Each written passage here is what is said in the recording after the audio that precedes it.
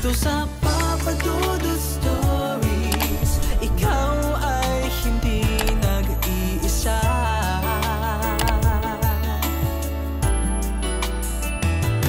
Dito sa Papa Dudut Stories, may nagmamahal sa'yo. Papa Dudut Stories. Dear Papa Dudut, sa lahat po ng mga nakatutok ngayon, huwag pong kalimutan mag-like, mag-share at mag-subscribe. Maraming salamat po sa inyong lahat.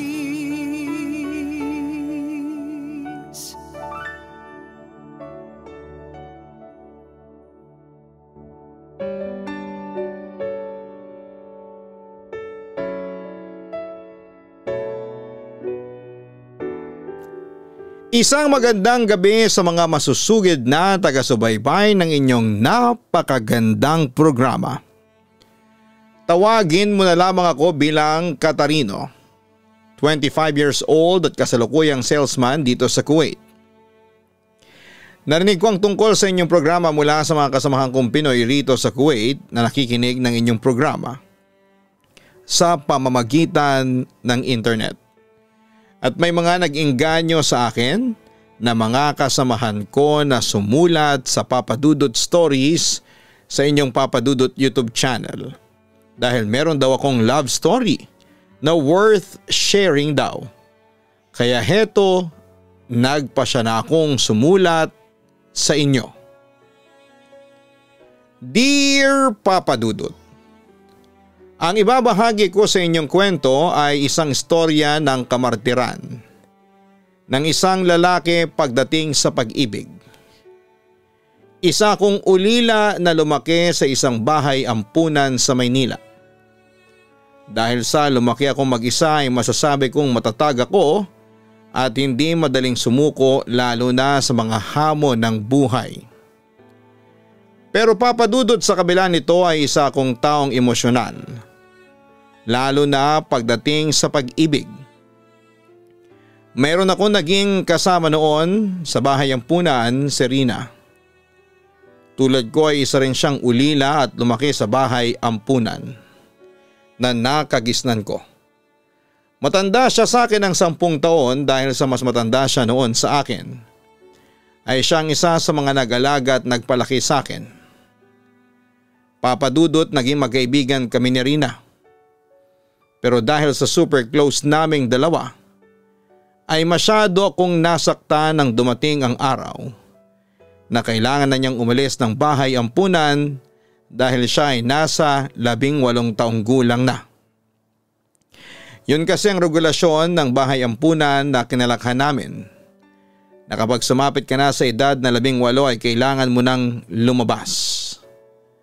Papa Dudut, nang lumabas si Rina ay walang araw at gabing hindi ako umiiyak. 8 taong gulang ako noong mga panahong yon. Gustuhin ko mang sumama na lamang noon kay Ate Rina sa paglabas niya pero alam ko noon na hindi po pwede. Kaya naman sinumpa ko na lamang sa sarili ko na hahanapin ko si Rina pagkalabas ko ng bahay ampunan. 10 taon pa ang lumipas, Papa Dudut, ay lumabas na rin ako ng bahay ampunan. Doon ay naghanap ako ng trabaho at maswerte namang natanggap bilang isang service crew sa isang kilalang fast food chain. Nag-concentrate ako sa trabaho ko noon para makaipon ng pera para sa pag-aaral ko sa kolehiyo. Pero kasabay ng trabaho ko ay hindi ko pa rin nakakalimutan ang sumpa na hahanapin ko si Rina. Hinanap ko siya, Papa Dudut, pero noong una ay nabigo ako. Gusto ko nang sumuko noon pero siguro ay naaawa sa akin ng Diyos. Kaya isang araw ay isang pagkikita ang hindi ko inaasahang magaganap. Good morning, ma'am. Welcome to... Natulala ako nang makita ko ang isang pamilyar na babae sa aking harapan. Ate Rina? Tanong ko. Siyempre nagulat siya sa akin. Hindi na niya ako namukhaan. Kilala mo ako? Pero sa halip na sagutin ang kanyang tanong, ay umorder muna siya sa cashier ng kanyang order. At nang matapos ay tinulungan ko siyang dalhin ang kanyang order sa kanyang napiling pwesto. Doon ay tuluyan na akong namukhaan ni Rina. "Katarino, ikaw ba yan?" tanong niya sa akin. "Buti naman at nakilala mo ako, Ate Rina. Akala ko nakalimutan mo na ako."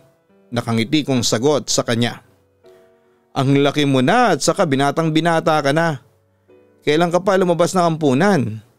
Tanong pa niya sa akin. "Matagal na, nung 18th birthday ko, kaya eto ko ngayon, sariling sikap," tugon ko sa dati nag-aalaga sa akin sa ampunan. "Biro mo parang kailan lang, ikaw yung pinakamalikot na bata sa hospisyo. Tapos ngayon binata ka na," nakangiting pagpapatuloy ni Rina. Natigilan ako saglit sapagkat sa kanyang mga ngiti muli akong nabighani sa kanyang angking kagandahan. "Kumusta ka na, Katarino?" muling tanong sa akin ni Rina. "Eto, mabuti naman ako. Masaya kasi nagkatrabaho agad ako pagkalabas ng hospisyo. Nag-ipon ako ngayon ng pera para makapag-aral ako ng kolehiyo," sagot ko. "Nakita mo na ba ang magulang mo? Hindi na ako umaasa na makikita ko pa yung mga tunay kong magulang, Ate Rina." Pagpapatuloy ko. Pagkatapos ay ako naman ang nangumusta sa kanya. Lumingon ako sa paligid at mukhang wala namang masyadong customer ang fast food chain na pinagtatrabahuhan ko. Kaya ayos lang kung makipagkwentuhan muna ako kina Rina. Pero pagbaling ko sa kanya, nabakas ko sa kanyang mukha ang sobrang kalungkutan. "Eto ako, sawi sa buhay," reply niya sa pangungumusta ko sa kanya. Dahil sa akin narinig ay na-curious ako. "Paano ka naging sawi sa buhay? Ano ba nangyari sa iyo?" tanong ko sa kanya. "Mahabang storya, Katarino. Basta simula nang umalis ako sa hospisyo, naging sawi na ako. Ewan ko ba? Mahirap palang buhay sa labas ng bahay ampunan." Kwento niya sa akin. Alam mo ba kung sino ang napangasawa ko? Nagulat ako sa kanyang tanong. May asawa ka na? Kung sabagay, ilang taon na rin ang lumipas simula na magkahiwalay tayo. Si Emil ang napangasawa ko. Sabay kaming lumabas noon sa hospisyo dahil nga pareho kaming 18 years old na noon. Pagkalabas namin siya na ang nakatuluyan ko. Kwento pa niya sa akin. Pero hindi naging mabuti ang buhay ko sa kanya. Hindi siya naging mabuting asawa sa akin. Hanggang ngayon pasakit pa rin siya sa buhay ko. Madalas kaming mag-away tapos kailan ko lang nalaman na may kabit pala siya. Hi Katarino, nagkamali ako ng desisyon sa pagpili ko sa kanya bilang asawa. Nakakalungkot naman pala ang naging buhay mo, sabi ko sa kanya na may simpatya. Ikaw may asawa ka na ba? Siya naman ang nagtanong sa akin. Halata ko sa mata niya ang interes sa buhay ko. Naku, wala pa. 18 pa lang ako at saka gusto ko munang makapagtapos ng pag-aaral bago ako mag-asawa at magtayo ng pamilya. Tugon ko. Siya nga pala, anong trabaho mo? Saan ka nagtatrabaho? Kasambahay ako. Day off ko ngayon. Nagpapalipas na ako ng oras dito kasi ayaw ko doon sa bahay. Puro problema sa asawa ko ang nadadatnan ko. Malungkot na reply ni Rina. Papadudot, hindi ko akalain na noong araw na yon ay muli kaming paglalapitin ng tadhana. Kaya sobrang katuwaan ko nang muli kaming magkita. Ang dami kong gustong ikwento sa kanya noon dahil matagal din kaming nagkawalay pero hindi sapat ang oras namin dahil may trabaho ako noon. Pero gumawa talaga ako ng paraan para muling mapalapit sa kanya. Una, hiningi ko sa kanya ang kanyang numero at doon ay madalas na kaming magpalitan ng text. Hanggang sa nag-decide kaming magkita tuwing bakanting oras namin. Kaya simula noon ay nanumbalik ang pagkakaibigan namin ni Rina. Doon ay naging masiyahin ulit ako. Marami tuloy ang nakapansin ng pagbabago ko tulad na lamang ng kaibigan kong si Rika. Mukhang masaya ka ngayon ha, Katarino. At saka napapansin ko, halos isang buwan ka nang kakaiba. As in kakaiba yung aura ng mukha mo. Hindi ka naman dating ganyan eh. Teka, ano ba, sino ba ang nagpapasaya sa iyo ha? Tanong ng aking kaibigan sa akin. Ngunit isang mahiwagang ngiti lang ang sinagot ko sa kanya. Siguro may girlfriend ka na. Hindi talaga tumigil noon si Rika na makakuha ng scoop mula sa akin. Naku, wala pa akong girlfriend, Rika. Pero masaya ako. Kasi nakita ko na yung taong matagal ko nang hinahanap. Sagot ko. Natatandaan mo yung palagi kong kinikwento sa iyo dati? Nag-isip-isip sandali si Rika. Tila nire-recall yung mga madalas kong ikwento sa kanya. Yun ba yung first love mo nung bata ka pa? Yung bang nag-alaga sa iyo sa bahay ampunan, tama ba ako? Tumango ako bilang tugon. Sino siya, Katarino? Pakilala mo naman sa akin. Excited na wika pa ni Rika. Nakita mo na siya, Rika. Madalas siyang nasa fast food natin tuwing linggo. Wika ko. Saglit na nag-isip-isip ang aking kaibigan hanggang sa matandaan niya ang aking tinutukoy. Yun ba yung babaeng customer na madalas kumakain sa fast food na pinagtatrabahuhan natin? Siya pala yun. Tumango ako. Si Ate Rina yun. Tulad ko, ulila at lumaki rin siya sa bahay ampunan. Pero dahil sa mas matanda siya sa akin ng 10 taon, ay isa siya sa mga nag-alaga sa akin. Alam mo ba, Rika? 7 taon pa lang ako noon, pero sa hindi ko may paliwanag na dahilan, humanga na ako sa kanya. Hindi lang sa taglay niyang kagandahan kundi sa kababaan niya ng loob. Si Ate Rina ang palagi kong kasama noon. Madalas din niya akong patulugin. Ramdam na ramdam ko noon na mahal niya ako. Kaso umalis din siya sa bahay ampunan nang mag-18 years old na siya. Alam mo, Rika, simula nang umalis si Rina sobra akong nalungkot noon. Kaya sinumpa ko noon sa sarili ko na pagkalabas ko ng bahay ampunan, hahanapin ko si Rina. At nagbunga naman ang paghahanap ko sa kanya kasi tinulungan ako ng Diyos para magkalapit kaming dalawa. Kwento ko. Medyo semeryoso ang mukha ng aking kaibigan. Mahal na mahal mo pala siya, Katarino. Aaminin kong nalungkot ako nang sumagi sa aking isipan ang katotohanan. O Rika, sa maniwala ka o hindi siya pa rin ang pinapangarap kong makasama. Kaso hanggang panaginip na lang kasi may asawa na si Ate Rina. Pagpapatuloy ko pa. Nakaramdam naman ako ng simpatya sa aking kaibigan. Ay sayang naman kung ganun. Pero siguro naman, Katarino hindi mo naman pangarap maging kabit. Oo naman, wala akong balak na sirain ang relasyon niya sa asawa niya. Tanggap ko na hanggang magkaibigan lang kami ni Ate Rina. Ang gagawin ko na lang maging mabuting kaibigan sa kanya. Pero ilalang ko pa rin ang buhay ko sa kanya. Tugon ko. Oo, Papa Dudut, ganon ko kamahal si Rina. Kahit noon pa lang. Alam kong malabong maging kami na pero ayos lang sa akin. Ang pagmamahal ko naman ay hindi humihingi ng kapalit. Mamahalin ko siya at ilalaan ang aking buhay sa kanya. Kahit na wala akong aasahang pagmamahal mula sa kanya. Samantala isang araw ay muli kami nagkita ni Rina sa mall at namasyal. Tapos dinala ko siya sa isang fast food at doon ay nilibre ko siya ng makakain. Pero agad kong napansin na parang malungkot siya at malalim ang iniisip. Bukod sa nakita ko yung mga pasa niya sa braso kaya nag-decide akong tanungin siya tungkol doon. Ate Rina, kanina ko pang napapansin sang galing yung mga pasa mo sa braso. Nag-aalala kong tanong sa kanya. Heto? Okay, aaminin ko sa'yo. Nag-away kami ni Emil. Sinaktan niya ako pero nanlaban ako sa kanya. Kaya heto lang ang inabot ko. Pag-amin ni Rina sa akin. Bakas ko sa kanyang mga mata ang hirap na kanyang pinagdaraanan. Hindi sa nangingialam ako pero bakit ba kayo madalas mag-away ng asawa mo? Concerned kong wika. Marami kaming pinagtatalunan. Pera, bisyo niya at saka yung pambababae niya. Kamakailan nga lang nadiskubre kong may kabit pa siya. Nakaramdam ako ng galit nang ikinuwento ni Rina ang kanyang sinapit sa kanyang asawa. Anong ginawa mo?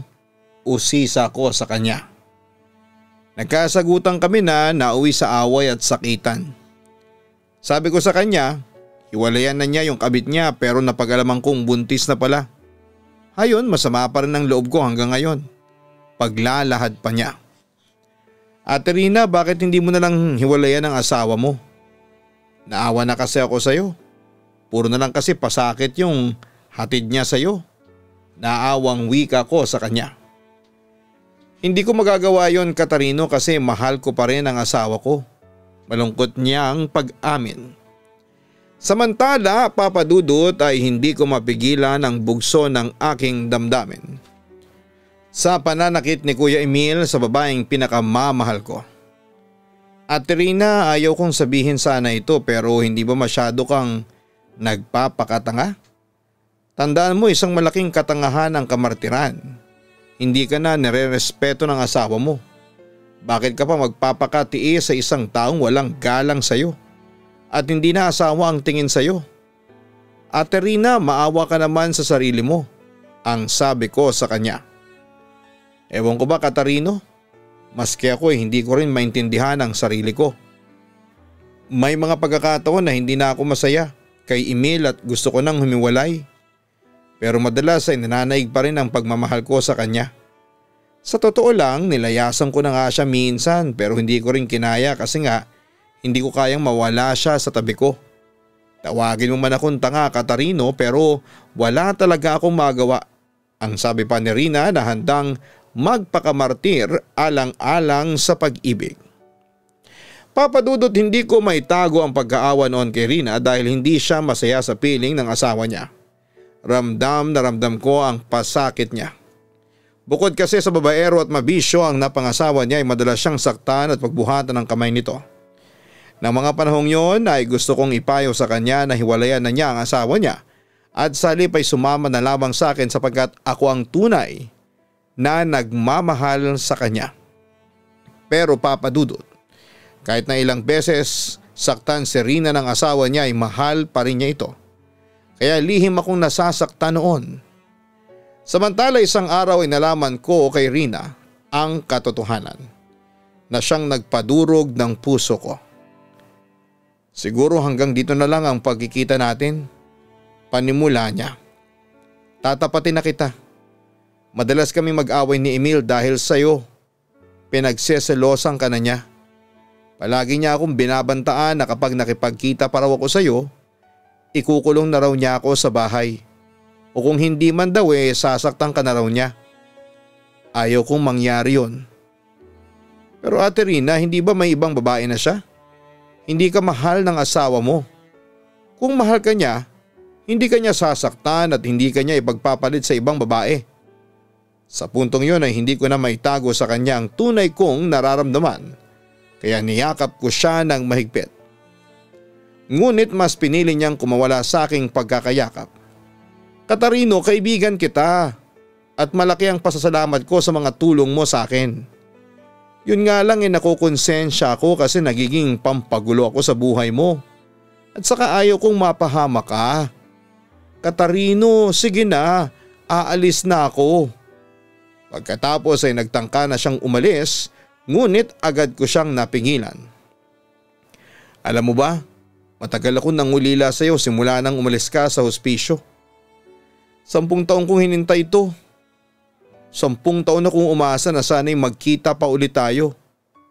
Alam mo ba, pagkatapos nung umalis ka doon, sinumpa ko sa sarili ko na kapag dumating ang araw na ako naman ang lalabas ng hospisyo ay hahanapin kita. At heto, naawa sa akin ng Diyos at siya na mismo ang naglapit sa ating dalawa.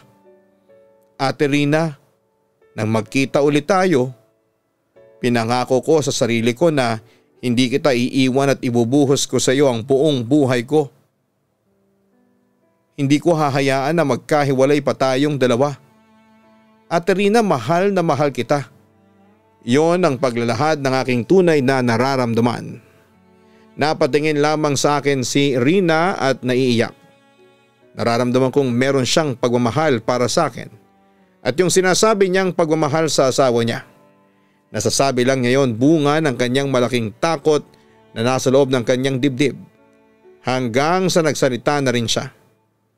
Bata ka pa, Katarino. Marami ka pang makikita na higit pa sa akin.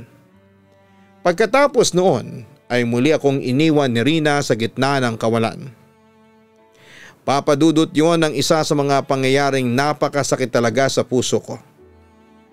Hindi ko noon matanggap na muli akong iniwan ni Rina para sa kanyang asawa. Masakit sa akin kasi hindi man lang napansin ni Rina ang pagmamahal ko sa kanya. Na ito-turn down lang niya ako sa huli. Papadudot, sinubukan kong habulin noon si Rina. Ipinakita ko sa kanya na hindi ako madaling sumuko. Pero wala pa rin nangyari sa mga paghabol at pagmamakaawa ko sa kanya. Na wag niya akong iwanan dahil hindi ko rin napigilan si Rina na lumayo ng tuluyan sa akin at sumama sa taong minamahal niya. Papadudot, simula nang iwanan ako ni Rina sa pangalawang pagkakataon ay nanumbalik ang mga kalungkutan ko. Nawala ang sigla ko.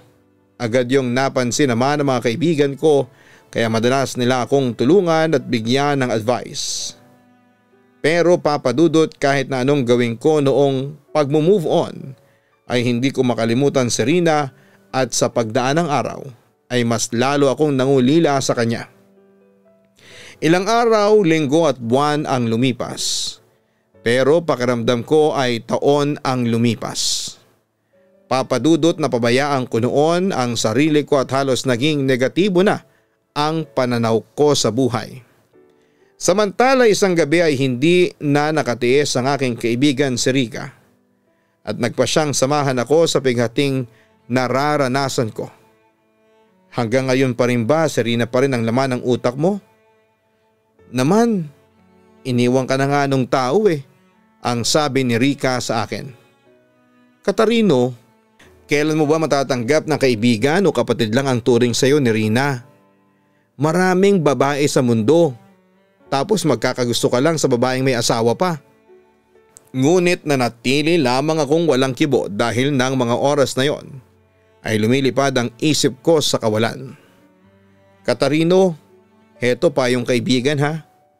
Bakit hindi mo buksan ang puso mo sa iba? Hindi ko naman sinasabi na itigil mo ang pagmamahal mo kay Rina. Pero hayaan mong may pumasok na iba dyan sa puso mo. Hayaan mong tumibok yan sa ibang babae at hindi lang kay Rina. Malay mo kasi baka mas may better na babaeng nakalaan para sa'yo.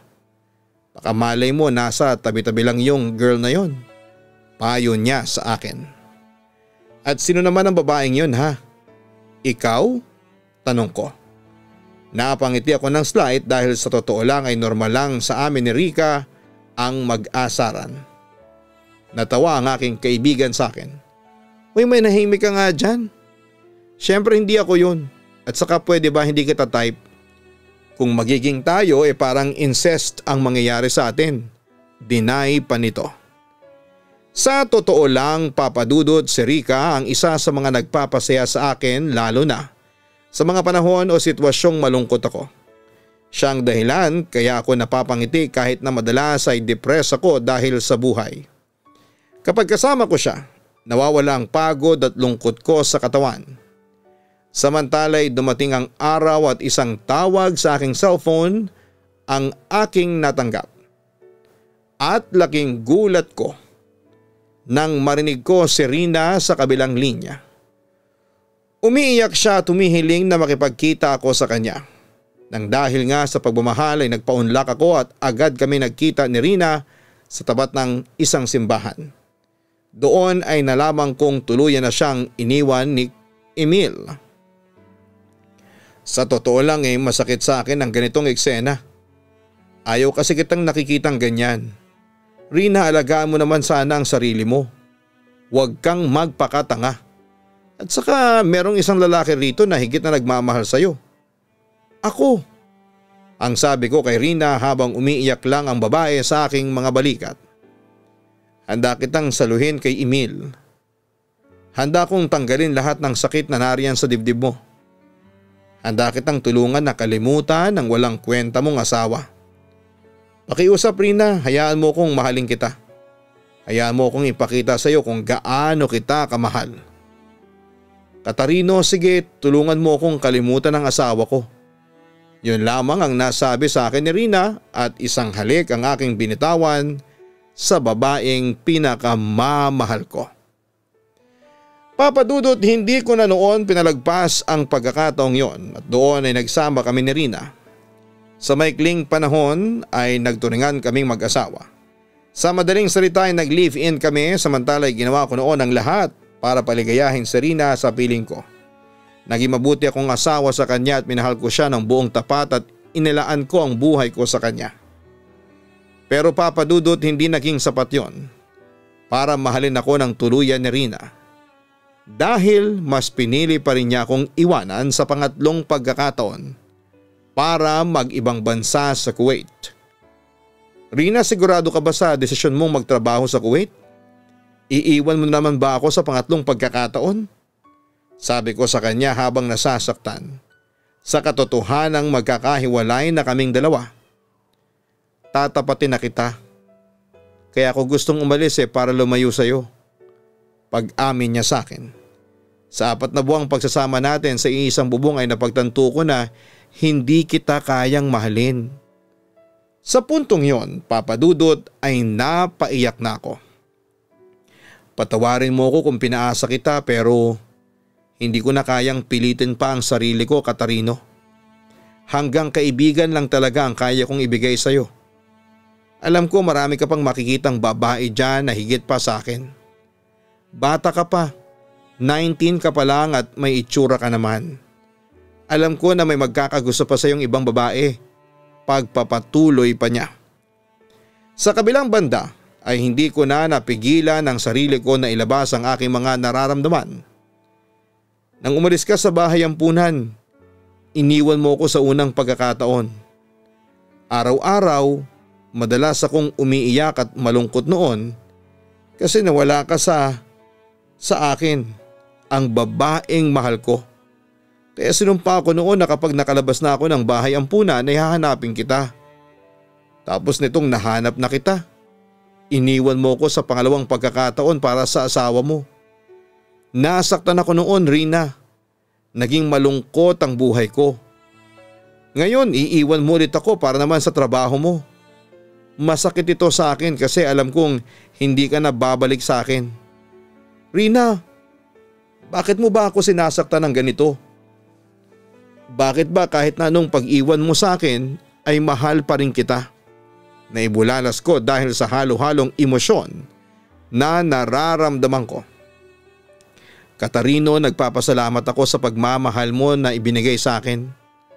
Alam mo, ikaw ang taong madaling mahalin kaya iwan man kita hindi ako mangangamba kasi tiyak na may magmamahal sa iyong iba.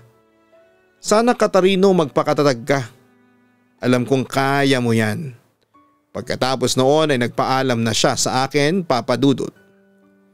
Wala rin akong nagawa noon, Papa Dudut, at tuluyang iniwan ako ni Rina sa pangatlong pagkakataon. Sobra ko nasaktan noon at halos magunaw ang mundo ko. Ginawa ko kasing mundo si Rina, Papa Dudut. Kaya nung umalis siya sa buhay ko ay nasirang lahat yon. Nang lumipad siya patungong Kuwait ay muli akong umiyak at nagdalamhati. Nang mga panahong yon ay tuluyan ang naging negatibo ang pananaw ko sa buhay. At nung mga panahong yon ay iisa lang ang nasa isipan ko. Ang sundan si Rina sa Kuwait. Kaya ginawa ko ang lahat para masundan siya pero Papa Dudut, nahirapan ako noon. Pero hindi ako sumuko. Ilang taon din ang lumipas bago ako nakahanap ng trabaho sa Kuwait. Nang makapagtrabaho ako sa Kuwait ay iisa lamang ang hangad ko. Bukod sa makapagtrabaho, ang makitang muli si Rina. Pero sadyang malaki ang Kuwait, Papa Dudut, kaya nahirapan akong hanapin siya. Pero isang araw ay hindi ko inaasahan na magtatagpo ang landas naming dalawa. Siyempre laking gulat niya nang makita niya akong nandito ako sa Kuwait para samahan siya. Alam mo Rina, 2 years din tayong walang komunikasyon. Kaya hindi mo maiiwasan sa akin ang manabik sa'yo. Kumusta ka na? Tanong ko sa kanya. Sabik na makita at mayakap siya. Pero hindi masaya si Rina na makita ko. Bakit mo pa ako sinundan? Tanong pa niya sa akin. Sinundan kita Rina kasi mahal na mahal kita. Labis na ako nangungulila sa iyo. Tugon ko. Nagbuntong hininga siya bago muling nagsalita, Papa Dudut. Katarino, pakiusap, tigilan mo na ako. Nananahimik na ang buhay ko, tama na. Bakit ka pa ganito sa akin, Rina? Hindi ko na kayang mawala ka para sa akin. Mangiyak-iyak na ako ng mga oras na yon. Patawarin mo ako pero iiwan ulit kita sa pang-apat na pagkakataon. Mahinang sabi niya sa akin. May asawa at anak na ako dito sa Kuwait. Dito ko nakita sa Kuwait ang tunay kong kaligayahan. Ngayon kumpleto na ang buhay ko. Masaya na ako sa buhay ko kaya sana wag mo nang guluhin pa, Katarino. Sa sinabing yon ni Rina ay lalo akong nanlumo. Halos maglupasay ako para sabihin niya sa akin na nagsisinungaling lamang siya. Pero totoo ang lahat, Papa Dudut. Hindi ako ang kaligayahan mo, Katarino. Maaaring narito o nasa ibang lugar. Basta iisang sigurado ako. Hindi ako yun. Maghintay ka lang at darating din yung para sa'yo. Pangako kapag nakita mo na siya, magiging masaya ka rin at makakalimutan mo rin ako. Ngayon kung nasaktan man kita, hinihingi ko ng kapatawaran yun sa'yo. Huling wika ni Rina sa akin bago niya ako iwan sa gitna ng pighati. Papadudod sa pang-apat na pagkakataon ay muli akong iniwan ni Rina para sa kanyang bagong pamilya. Masakit yon sa akin pero anong magagawa ko? Tuluyan na ring nawala si Rina at hanggang ngayon ay wala na rin akong balita sa kanya. Pero Papadudot, mahal ko pa rin siya. Maaring sabihin ng mga listeners mo na napakatanga ko dahil pinagpipilitan ko ang isang bagay na alam kong hindi para sa akin. Pero anong magagawa ko, Papa Dudut? Nagmahal lamang ako. Ang malas ko nga lang dahil ang taong minahal ko ay palagi akong iniiwan. Papa Dudut, kaya ako sumulat sa Papa Dudut YouTube channel. Sa Papa Dudut Stories ay para magbahagi ng storya ng buhay, pag-ibig at kasawian ko. Hindi ako hihingi ng payo kasi kahit na anong sabihin ng mga listeners mo ay patuloy ko pa rin mamahalin si Rina. At patuloy pa rin akong umaasa na isang araw ay mamahalin din niya ako tulad ng pagmamahal ko sa kanya. Tiyak ko na sasabihin ng mga listeners mo na baliw ako at tanga. Pero okay lang sa akin. Kasi sa pagkakaalam ko ay hindi masamang magmahal. Papa Dudut, hanggang dito na lamang ang sulat ko at muli pasensya po sa istorbo. Pero alam ko na merong mga makakarelate sa istorya ng buhay ko. Yun lamang at maraming salamat sa inyong lahat na bumubuo ng Papa Dudut YouTube channel sa Papa Dudut Stories. Lubos na gumagalang, Katarino. May mga tao talaga na labis magmahal. Hindi yun masama, ngunit kapag ikaw ay nagmahal ng labis, siguraduhin mo na may sapat ka pa ring pagmamahal at respeto sa iyong sarili. At palagi rin nating tatandaan na hindi masamang magmahal ng taong hindi ka kayang mahalin. Pero huwag kang maghintay ng kapalit sa kanya nang sa ganon ay hindi ka masaktan sa huli. Huwag mong ipilit sa kanya na mahalin ka niya dahil ang tunay na pag-ibig ay kusayang dumarating. Kusayang nararamdaman. Ang isang pinilit na pag-ibig ay hindi matatawag na pag-ibig, kundi isa lamang itong self-gratification. At tanggapin din natin na may mga sitwasyon talaga na mahal mo ang isang tao pero hindi kayo ang nakatadhana para sa isa't isa. Yung nagmamahalan kayo at the wrong place and at the wrong time. Kapag ang pag-ibig natin ay alam mo nang hindi uukol, simulan mo nang tanggapin ang katotohanan at matutong ibaling sa ibang bagay ang iyong puso't atensyon. Huwag mong ilugmok ang sarili mo sa pighati at pagdurusa kung may paraan naman para makaahon at makaiwas. Tandaan, love respects. Hindi lang sa taong mahal mo kundi pati na rin para sa sarili mo. Muli maraming salamat Katarino sa pagbabahagi mo ng iyong kwento sa Papa Dudut YouTube channel. Sa Papa Dudut Stories. Sana'y maging maayos na ang kalagayan mo at sana'y dumating din sa iyo ang realization na kailangan mong bitawan ang mga bagaheng alam mong hindi na nakakatulong sa iyong buhay at pagkatao. God bless sa iyo.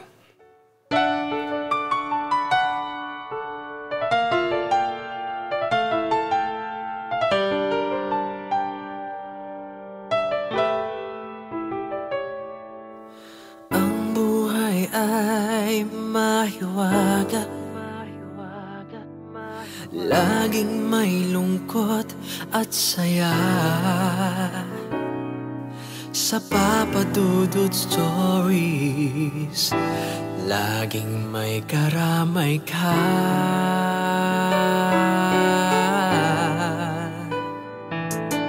Mga problemang kay bigat, dito ay pakikinggan ka. Sa Papa Dudut Stories, kami ay iyong kasama. Dito sa Papa Dudut Stories, ikaw ay hindi nag-iisa.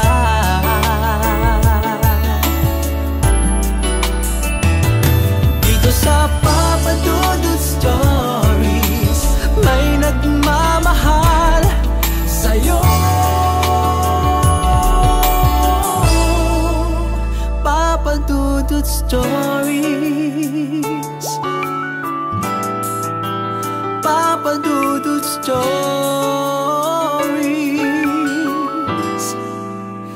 Papa Dudut Stories.